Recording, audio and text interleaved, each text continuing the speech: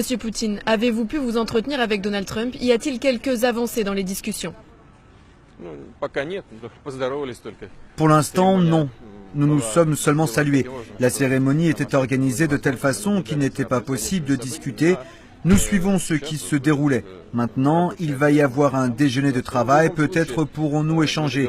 De toute façon, nous avons convenu de ne pas bouleverser l'emploi du temps prévu par nos hôtes. À leur demande, nous n'organisons pas de rencontres.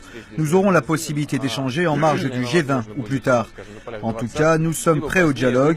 Ce n'est pas nous qui nous retirons du traité sur les armes nucléaires de portée intermédiaire, ce sont les Américains qui envisagent de le faire. Mais autant eux que nous sommes déterminés à reprendre le dialogue. Mais le plus important n'est pas le dialogue au plus haut niveau, mais c'est celui des experts. J'espère que ce processus de négociation dans tous les domaines sera restauré. Merci. L'OTAN mène les manœuvres militaires les plus importantes depuis la fin de la guerre froide. À son tour, la Russie organise des exercices. Pourquoi l'équilibre des forces est-il si nécessaire et comment considérez-vous l'idée d'une alliance de sécurité alternative en Europe ? En ce qui concerne les forces armées européennes alternatives, ce n'est pas une idée nouvelle. Ainsi, le président Macron l'a remise au goût du jour, mais un des présidents précédents m'en avait déjà parlé, Jacques Chirac. D'une manière générale, l'Europe est une formation économique puissante. Et il est tout à fait naturel que cette alliance de pays souhaite être indépendante et souveraine en termes de sécurité et de défense. Je pense que dans l'ensemble, c'est un processus positif du point de vue du renforcement du caractère multipolaire du monde. En ce sens, la position de la France et la nôtre se rejoignent. En ce qui concerne les exercices militaires, nous en organisons aussi. Cependant, nous nous efforçons de ne pas les mener à proximité des frontières des pays de l'OTAN. D'ailleurs, nos dernières manœuvres se sont déroulées en Extrême-Orient russe, à des milliers de kilomètres des frontières des pays de l'OTAN. Dans l'ensemble, nous considérons ces événements avec sérénité. J'espère que les prochains dialogues, qui seront toujours nécessaires, joueront ici aussi un rôle positif. Notre chaîne RT France ne parvient pas à obtenir d'accréditation pour entrer à l'Elysée. Une loi est en cours d'élaboration selon laquelle RT France pourrait se voir retirer son autorisation d'émettre uniquement à cause de ses liens avec la Russie. Que pouvez-vous dire des relations entre la France et la Russie dans ce contexte? Quels problèmes reste-t-il encore à surmonter?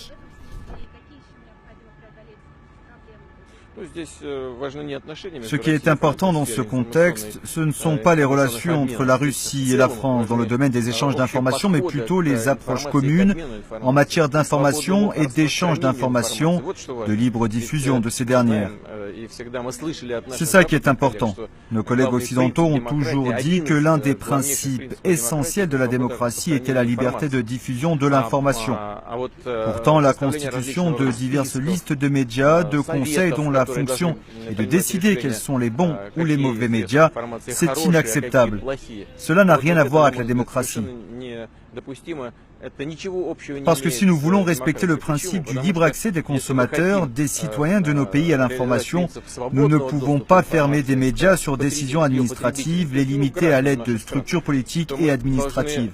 Si on n'est pas d'accord avec quelque chose, il faut présenter un point de vue opposé, donnant aux spectateurs, auditeurs et utilisateurs d'Internet la possibilité d'y voir plus clair, de décider par eux-mêmes où est la vérité et où cette vérité est déformée. C'est le chemin à prendre, à mon avis.